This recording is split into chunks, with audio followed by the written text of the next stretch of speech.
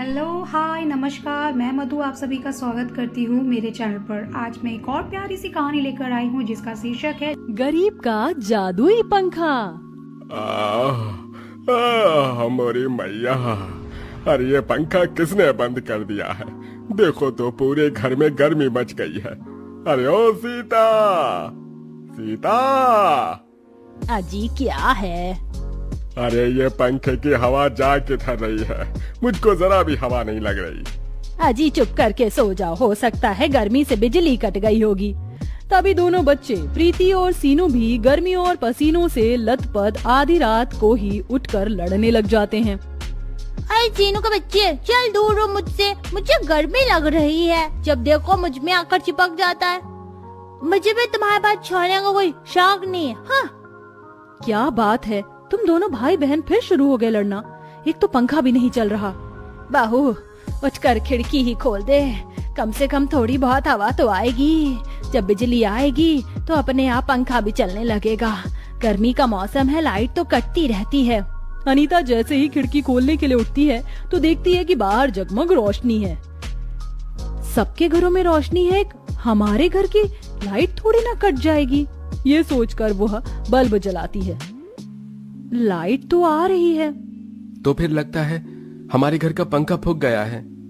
ये सुनकर पूरा का पूरा गरीब परिवार दुखी हो जाता है, क्योंकि एक गरीब परिवार में सामान का खराब होना जितना आसान होता है, नया खरीदना उतना ही मुश्किल होता है। भयंकर गर्मी के मौसम में उस गरीब परिवार के राहत का सहारा छत से लटका वह इकलौता पंखा ही था। सब जैसे तैसे उस गर्मी में ही सोने की कोशिश करते हैं। माँ ठंडी ठंडी हवाएं करो ना, मुझे ऐसे नींद नहीं आती। अच्छा ठीक है, करती हूँ। अनीता जब थक जाना तो मुझे बता देना, मैं कर दूंगा फिर पंखा। नहीं जी, आप सो जाइए, आप दिन भर के थके हैं और आपको कल काम पर भी जाना है। मुझे तो घर में ही रहना है। बेचारी गरीब बहू परिवार को पंखा करने में अपनी नींद वार देती है। आधी रात के उस वक्त में हर तरफ सन्नाटा ही सन्नाटा छाया था। जहां आस पड़ोस के लोगों ने अपने घरों में इम्पोर्टेड एसी लगवा रखी थी। गरीबी में बस उस पूरे इलाके में एक रामदास का परिवार ही बच गया था। अगली सुबह, अरे सुजीत बेटा, इस पंखे को खोल कर देख तो ले, इसमें क्या खराबी आई है, और इसे ठीक भी कर दे, वरना कल की तरह आज भी हमारा सोना मुहाल हो जाएगा। अच्छा देखता हूँ माँ। सुजीत पंखे को छत से उतारता है। पंखा काफी सालों का पुराना हो जाने के चलते उसकी पंखुड़ियों को जंग खा चुका था। हे भगवान, इस पंखे की पंखुड़ियां तो एकदम पतली चादर हो गई हैं। तभी तो इस पंखे की हवा एकदम धीमी हो गई थी। अनीता जरा एक कपड़ा तो देना, इस पंखे को साफ कर देता हूँ और इसमें थोड़ा तेल डाल दूंगा तो ये पंखा चालू हो जाएगा शायद। लेकिन पंखा साफ करते हुए सुजीत से उसकी पंखुड़ियां टूट जाती हैं। हे भगवान, क्या सुजीत, किसने कहा था तुझको सारा जोड़ इस पंखे में ही आजमाने को तोड़ दिया ना। थोड़ी मोड़ी हवा तो दे रहा था उस गर्मी में। कहते कहते सीता की बूढ़ी सी आंखों में पानी भर आता है। माँ तुम चिंता मत करो, हम सेठ से कुछ पैसे मांग कर देखते हैं।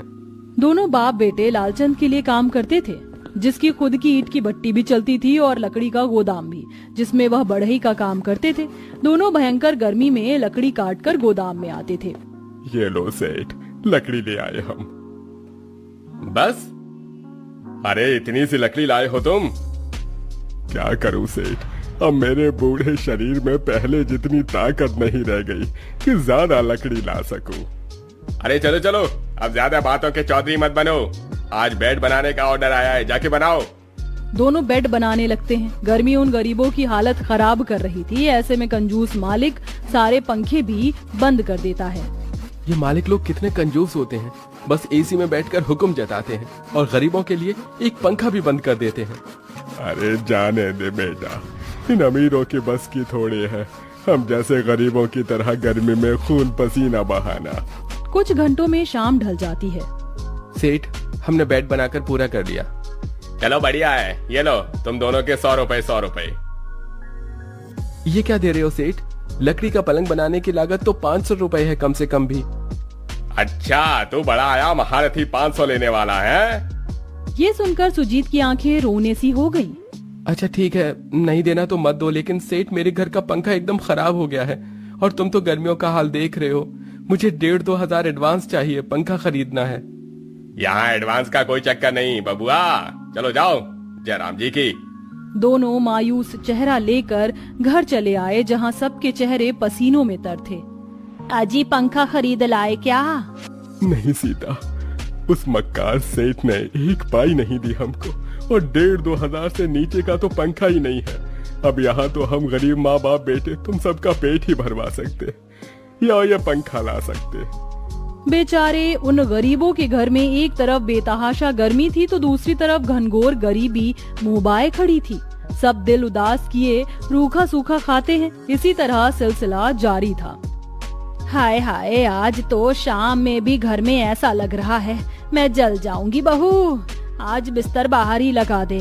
अब तो इस गर्मी में हम गरीबों को पवन देव का ही सहारा है। सब आंगन में बिस्तर डालकर सो जाते हैं, लेकिन मच्छर भिनभिनाने लग जाते हैं। अरे इन मच्छरों ने तो काट काट कर पूरा शरीर लाल कर दिया है। एक पत्ता भी हिलडुल नहीं रहा कि थोड़ी हवा लगे। आए हाय। इतनी कठिनाई और गर्मी के कहर में बिना पंखे के सोना सास बहू से सहा नहीं जाता। माँ जी, अब ये गर्मी और नहीं बर्दाश्त होगी। अब हम सास बहू को कुछ करना होगा। मगर क्या करेंगे बहू? पैसा पास होता तो पंखा ही खरीद लाते। वो तो है नहीं, लेकिन जंगलों में लकड़ी और घास तो है। उन्हें काट काट हम लकड़ी का पटरा, घास की झाड़ू ये तो बनाकर बेच सकते हैं। हाँ, ये सही सोचा है। दोनों सास बहू कड़ी गर्मी में जंगल में आती हैं। ये बाकी सारे पेड़ तो एकदम हरे भरे हैं, सिर्फ एक यही पर बंजर और सूखा है। इसे काट लेती हूँ। वह जैसे पेड़ में कुल्हाड़ी चलाने वाली होती, तभी पेड़ एकदम हरा भरा हो जाता है और पत्तों से भर जाता है। ठहरो, मुझको मत काटो। तुम तो एकदम से हरे कैसे हो गए? यहाँ तो सूखा सा पेड़ था। क्योंकि मैं जादुई पेड़ हूँ। लोगों से अपनी पहचान छुपा कर रखने के लिए मैं बंजर बना रहता हूँ। तुम्हें क्या चाहिए? अनीता रोते रोते उस जादुई पेड़ को सब बताती है। और इसलिए हम लकड़ी काटने आए थे ताकि थोड़ा बहुत सामान बेचकर हम एक पंखा खरीदने लायक पैसे जोड़ सके। उसकी जरूरत? ठहरो। पेड़ झूम झूम कर अपने ऊपर से कुछ जादुई पेड़ की डाली गिराता है। ये लो, ये जादुई लकड़ी ले जाओ, और इसे जो भी पंखा तुम बनाओगी वो तुम्हें इतनी ठंडी ठंडी हवा देगा कि एसी भी फेल हो जाएगा और तुम्हारी परेशानी भी मिट जाएगी। जादुई लकड़ी घर लाकर दोनों गरीब सास बहू अपने पति से प्यारा सा पंखा बनवाती हैं और सुजीत उसे छत से टांग देता है। हाँ, आप दोनों के कहने पर हमने ये लकड़ का पंखा बना तो दिया, लेकिन लगता है नहीं चलेगा। तभी एकदम से पंखा बिना बिजली के चालू हो जाता है। अरे वाह, ये पंखा कितनी तेज तेज चल रहा है और कितनी ठंडी हवाएं भी दे रहा है, जैसे कि जादुई पंखा हो। तभी एक चमत्कार हो जाता है। जादुई पंखा किसी इंसान की तरह पटर पटर बोलने लगता है। प्यारी समझ गई, मैं एक जादुई पंखा ही हूँ। अरे बाप रे, ये तो सचमुच का जादुई पंखा है। मगर काश कि यह पंखा ठंडी ठंडी हवाएं बरसाने के साथ थोड़े पैसे भी बरसा देता तो हमारे गरीबी भरे उलझन में सुलझ जाती। तभी एकदम से पंखा गोल गोल चक्कर काटते हुए चमचमाने लगता है और अपने में से नोट ही नोट झरझर कर गिराने लगता है। ये लो, और अब दूर कर लो अपनी हर मुश्किल। इतने पैसे देखकर रामदास रोते हुए कहता है, अरे लोग ऐसे ही पंखे को मशीन कहकर बदनाम करते हैं, जबकि यह जादुई पंखा इंसानों से ज्यादा हम गरीबों की भावनाओं को समझता है। सीता, क्योंकि एक वक्त में सामान तो फिर भी काम आता है, लेकिन बुरे वक्त में इंसान नहीं आता। सही कहा। किसी को और कुछ चाहिए मुझसे? तभी सीनू हाथ उठाकर बोला, हाँ, मुझको चाहिए नए नए कपड़े और अच्छे वाले जूते भी। तभी जादुई पंखा नन्हे सीनू की फरमाइश भी पूरी करता है। ये लो राजा बेटा, अब खुश? अब सब एक एक करके अपने अपने लिए कपड़े लेते हैं, खाने पीने की चीजें मांगते हैं और उस गरीब परिवार के दिन राहत में बीतते हैं। साथ ही सुजीत एक पंखे कूलर की दुकान खोलता है, जिससे वह पैसे दे पाने में असमर्थ गरीबों को पंखे फ्री में देकर मदद करता इस है। कहानी से हमें ये शिक्षा मिलती है कि एक साथ मिलजुल कर परिवार के सदस्यों को रहना चाहिए।